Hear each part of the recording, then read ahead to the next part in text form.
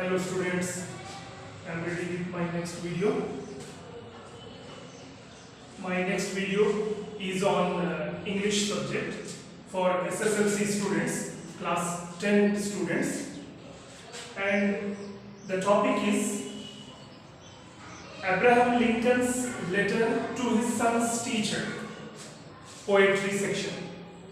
There is a poem in poetry section. SSLC students, class 10 students in Karnataka state, they have a poem in poetry section, and that poem is Abraham Lincoln's letter to his son's teacher, written by Abraham Lincoln. The poet is Abraham Lincoln. Actually, this poem is a letter that Abraham Lincoln, US former president of America, he wrote this letter to his son's teacher, and throughout the letter there are instructions in the form of poetry, in the form of a poem, and in those instructions he is giving instructions to his son's teacher what the teacher must teach to his son at school. He knows that at school subjects like mathematics, science and social, these subjects are taught, but besides these subjects, Abraham Lincoln wants his son to learn some values. Values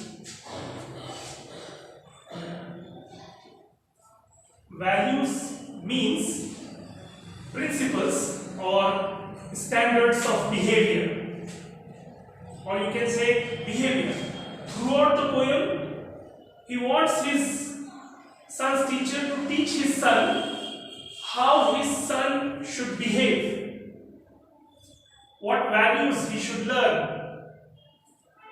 And this poem is a very long poem, so one third of the poem is written here. I have written on the board. I will explain in this video, and other two parts will be explained in other two videos. So today, this much I am explaining. Let me recite the poem first. I read out for you. Listen carefully. It says, "He will have to learn, I know, that all men are not just, all men are not true. But teach him also that for every scoundrel there is a hero, that for every selfish politician there is a dedicated leader. Teach him for every enemy there is a friend.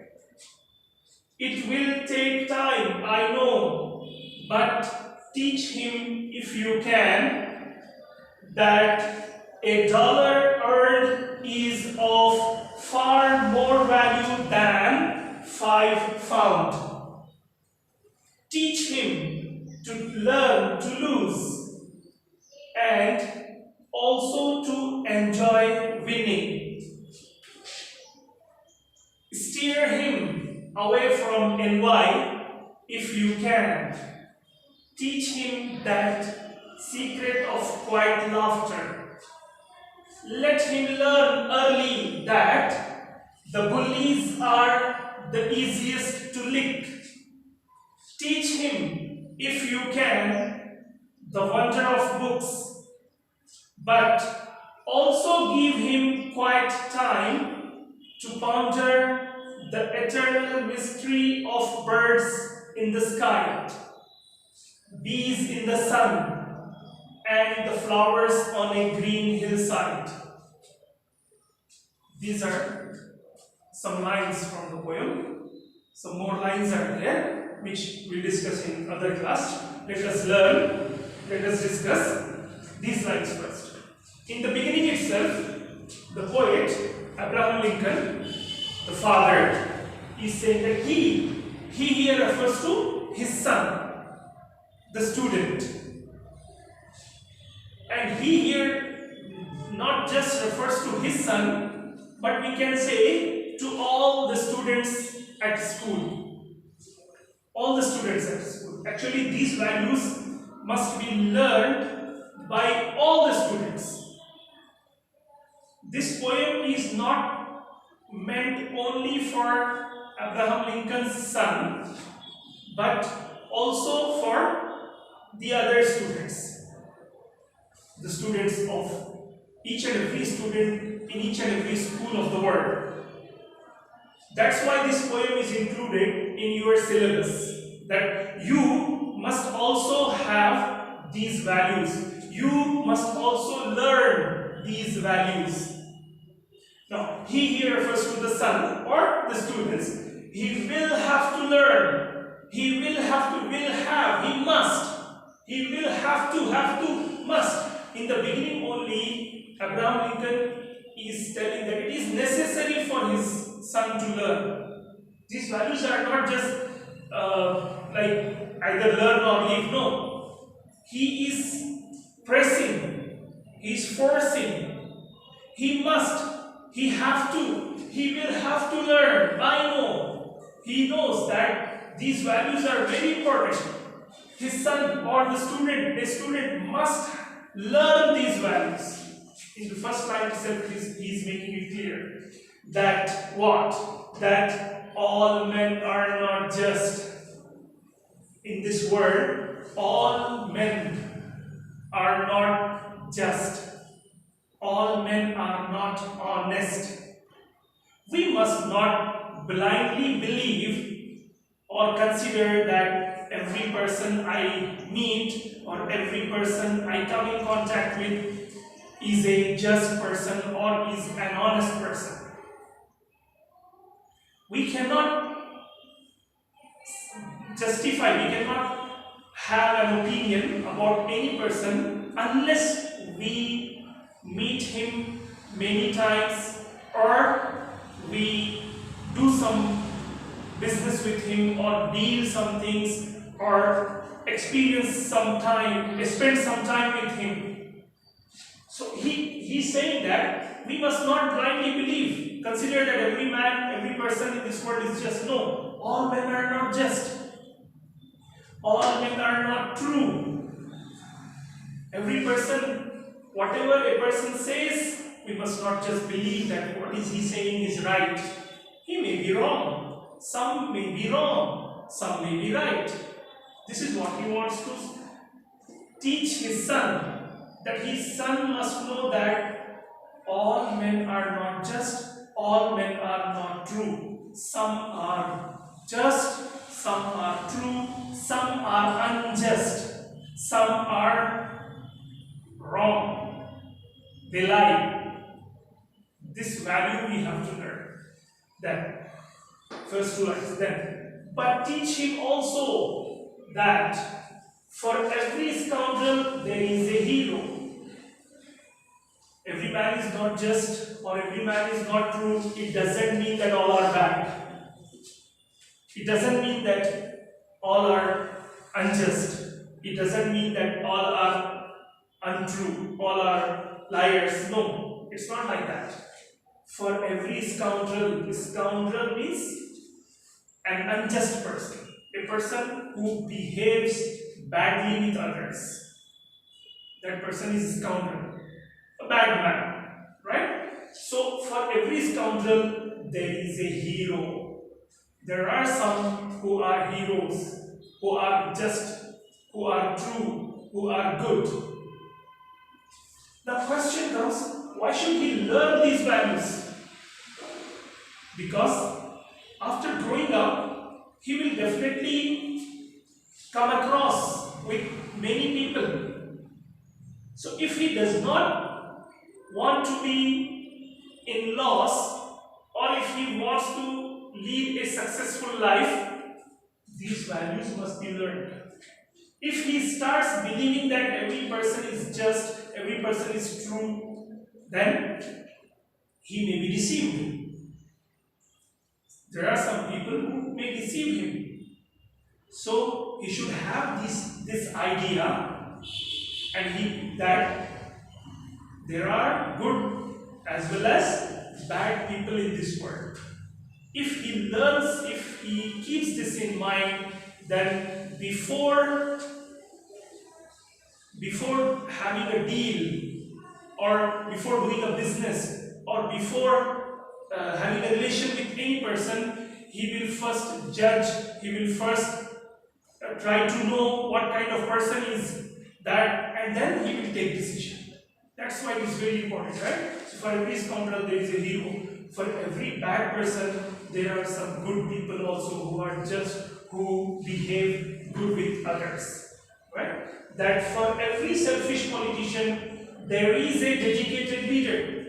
Now, if he joins politics, he must not follow the selfish politicians. He must not follow the selfish politicians.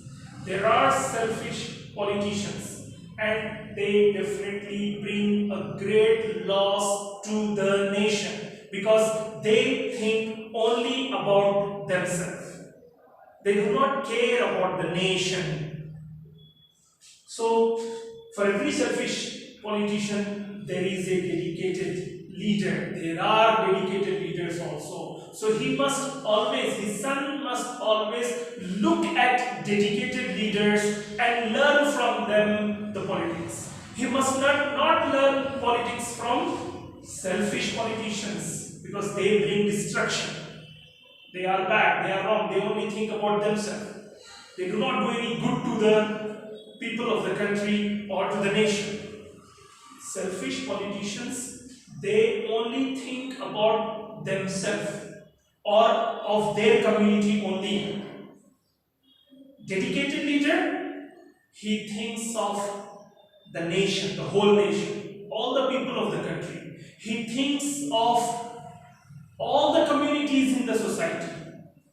That is a dedicated leader. So he wants, Abraham Lincoln wants his son to become a dedicated leader, follow a dedicated leader if he joins politics. That's why he must learn this value. Okay. Now let's go to the next slide. Teach him, for every enemy there is a friend. For every enemy there is a friend. There are enemies, but it's not like that every person is our enemy. There are some people who really like us, who wants to help us. They really wants to help us. They are our friends. So if we learn this value, then we will come to know who is enemy and who is friend. Then we will not be deceived. If we do not learn this value, that for every enemy there is a friend, then we will have only enemies. If we start thinking, considering every person as our enemy, then we will have only enemies in the world. We will not have, and we know that it's very important for us to have friends in the society, right? So for every enemy there is a friend. There are people who dislike you, but there are also people who like you. So we must always be with them, right? It will take time, I know. And in this line he is making it clear that this process of teaching, Abraham Lincoln is telling all these things to his son's teacher. Abraham Lincoln is not giving these instructions to his son. No, he is giving these instructions to his son's teacher. Teacher must grow all these values in his son. And this process of growing these values, process of teaching these values, is not an easy process. It's not a work of short time. It will take time. It will take a long time. It's not a matter of one day, or it's not a matter of 1 month, or it's not a matter of 1 year. It will take a long period of the whole school life. Throughout the school life, he will learn all these things. So in every class, from grade 1 to grade 10, teachers must give the knowledge to students in such a way that they must learn these values. So it will take time. Teaching these values is not an easy process, right? I know, he says, I know, Abraham Lincoln, I here refers to Abraham Lincoln. I here refers to Abraham Lincoln. He knows that it will take time. But it will take time, it doesn't mean just leave it, oh, it's a long process and leave it. No. But teach him, though it's a lengthy process, but do not give up. Teach him. But teach him if you can that $1 earned is of far more value than 5 pounds. This line is very, very important line. Nowadays, we see a lot of beggars on the street. Nowadays, we see a lot of thieves in the society. What do? They do not want to work. They want to get money by doing nothing. They don't want to do anything and get the money. So every child must know that the money found by begging or by thieving or by stealing is of no value. $1 earned, $1 earned is of far more value than 5 pounds. $1 which is earned is much better than $5 which are not earned but just got by begging or by stealing or by robbing. So $1 by working hard, by earning, getting by earning is of more value than 5 pounds. 5 pounds here means $5 which are found by doing nothing, just like by begging or by asking someone or by stealing or by robbing, right? We can get money in 2 ways. We can get money in 2 ways. Either by working, that is earning, or we can just simply get. And there are so many ways of simply getting without working, without earning. Like I told you, beggars, they do not work, they get money. Robbers, thieves, ducats, they also get. That is not earning, that is getting. So money earned is better than money found, getting from others. Right? This is what he wants. This is what Abraham Lincoln wants his son's teacher to teach his son. So his son must not just get the money, but he must earn it by working hard. Next, teach him to learn to lose. Teach him to learn to lose. His son must learn that sometimes we lose in life. It's not like we must always win. When we do something, we may be successful, we may not be successful. When we play a game, we may win the game, we may lose the game. What happens? Why he wants his son to learn to lose? Because there are some people who do not want to lose. And when they know that they are about to lose, when they know that they are going to lose, they start cheating. They deceive. They do wrong things because they don't want to lose. Or there are some people who after losing, they commit suicide. They kill themselves because they cannot bear the loss. So Abraham Lincoln wants his son to learn that losing is not bad. It's a part of our life. Sometimes we win, sometimes we lose. It's not necessary that we must always win. Sometimes we may lose and we must accept that yes, I lost. It's okay. Try, work harder, try and be successful in the next attempt or next time. So he wants his son, like I give you an example, at home this is what happens, like brothers and sisters, when they are playing a game, like carrom board or chess or any indoor game, usually brothers, they do this with sisters, right? They play, and brother, a man being strong, does not want to lose to his sister, a woman, a weak person, right? Women are usually weak, physically weak, right?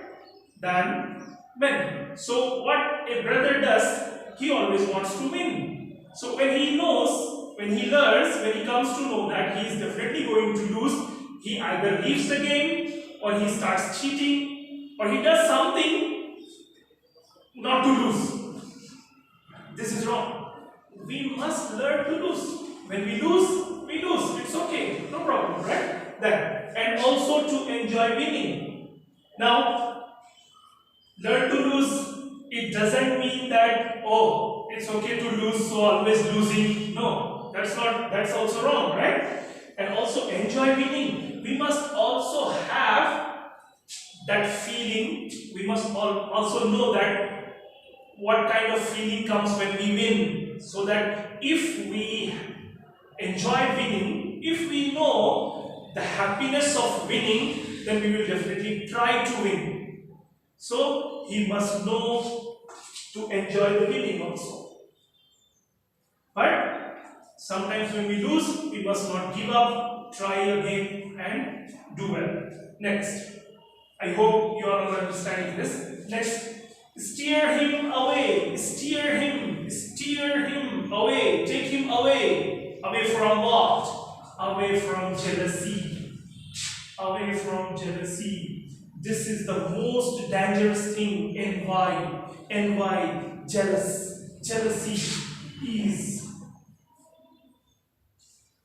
jealousy is very dangerous. We must not be jealous of others. Envy is very dangerous. It kills a person from inside. It destroys a person. And it may also destroy the others. Those who are jealous, those who have envy in their hearts and mind, they themselves are in loss, and they try others to be in loss. So this is very dangerous. So Abraham Lincoln wants his son. When we see someone doing well, we must be happy. We must appreciate. If our friend is doing well in business or in studies or in any other thing, we must be happy and appreciate him or her. Right? So Abraham Lincoln wants his son's teacher to take his son away from, Abraham Lincoln wants the teacher to take his son away from jealousy, away from envy.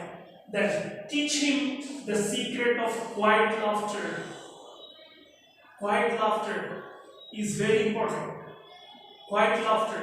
We must laugh. When we see a nonsense person, or when we see a foolish person, or when we see a person who has a lot of envy in his heart, who is jealous, if a person is jealous, then we must laugh at him, but not loudly. Quiet, inside. Laugh at him, laugh at foolish, laugh at nonsense people, laugh at jealous people, but that laughter must be silent, inside only, in your heart and mind, so that they should not come to know that you are laughing at them. His son must learn this secret. It is a secret. It gives you good feeling. When you see a nonsense person, or a person who is unnecessarily arguing with you, or if a person is unnecessarily trying to put you in trouble, or a person is doing foolish things, then do not laugh at him loudly. It may encourage that person to fight with you and put you in more trouble. Better you laugh at him, but silently, within, inside. And then let him learn early. He must learn early. Early means in his early stage only. These values must be learned only before completion of his school life. It's not like he must learn all these things after going out of the school or after experiencing a lot of loss or a lot of deceivings. No, let him learn early at school itself. Before the completion of his school, he must learn that bullies are the easiest to lick. Bullies, jealous people, bad people, those who unnecessarily try to put others in trouble, they are bullies. It's easy to lick them, it's easy to control them, it's easy to fight with them.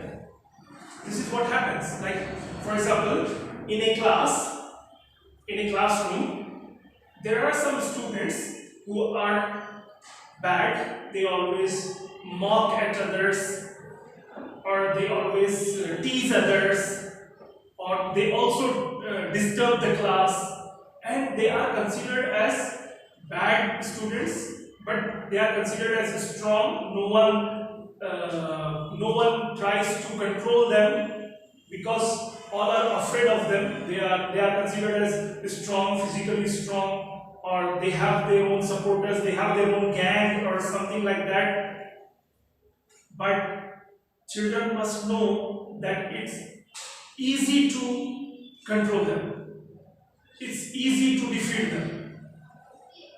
Bullies can be easily defeated. It's not difficult. Many students in the class are afraid of stronger classmates, but we must know that his son must know, and each and every student must know that such people can be easily controlled. Right? Okay. Teach him if you can. Teach him if you can. The wonder of books. The wonder of books means whatever facts, scientific facts, or mathematics, or history, geography, whatever is there in the books, let him learn. Let him learn whatever is in the book. But let him learn from the books. Let him get the knowledge from the books. But also give him quiet time. But don't make him busy always in books. Give him a lot of time. Give him time in which he should not have a book in his hand. He must be free from books, pen, he must be free from the load of notebooks, bag, everything. Right? And what should he do in that free time? See, these two lines are very important. These two lines are very important from this point of view also. What is going on in current time? How schools are teaching the children. The way schools are teaching the children. Schools, teachers, they want students to have book in their hands always. Even parents, they want their children to have books always in their hands. From morning till going to bed, there must be a book in the hands. No, this is wrong. Abraham Lincoln says, it's okay, let them learn from books. They must have books in their hand. They must read from books, learn from books. But they must also have some free time. What should they do in their free time? They must ponder, think deeply, think deeply. The eternal mysteries of birds in the sky. The mysteries of birds in the sky. They must think. They must have free time to think the mysteries of nature. The mystery of birds in the sky here means the mystery of nature. How the things in nature work. Like I give you an example. This is the reason there were some people who thought about the mystery of birds in the sky. They thought and they discovered, they invented aeroplane. Had they not thought, they would never invent aeroplane, right? The things which we are using, those are the machines or the gadgets or the things which we are using nowadays in our daily life were all because of thinking. There was a free thinking. There was a person who was freely thinking about the mysteries of nature, and he learned and he discovered, he invented new things, right? So quiet time must be given. Quiet time, silent time, free time, when there is no book in his hand or her hand. And what should he do? He must think. He must think. Bees in the sun. Bees in the sun. Bees here. If you look at sun, we cannot directly look at sun using an instrument. If you look at sun, you will see as if there are bees in the sky. You see movement in the sky. That movement is like the movement of bees. Bee, bee is an insect, right? Bee is an insect, right? If you observe carefully through telescope or with the help of any instrument, if you observe the sun carefully, directly, you can see some movement in the sky, and that movement in the sun, and that movement looks like the movement of bees. What is that? Let him think. Give him time to ponder. What is the reason? Are there really bees in the sun, or it is something else? Why is sun like that? Right? And the flowers on a green hillside, and let him learn the secrets of flowers on the green hillside. Let him go out. Take him away from classroom and let him learn what secret is there in the flowers, in the trees, in the leaves. Can they give us a medicine? Let him learn all those things also. Let him learn from books, but give him quiet time, silent time, free time to think the eternal mysteries in the sky, the eternal mysteries of the nature. Then only he will be able to discover, invent new things. Right? This is the reason we must give time to children. This is what Abraham Lincoln wants his son to learn at school. So I have explained these lines. There are some more lines we will discuss in the next video tomorrow. I hope you all understood this, right? Okay. Thank you.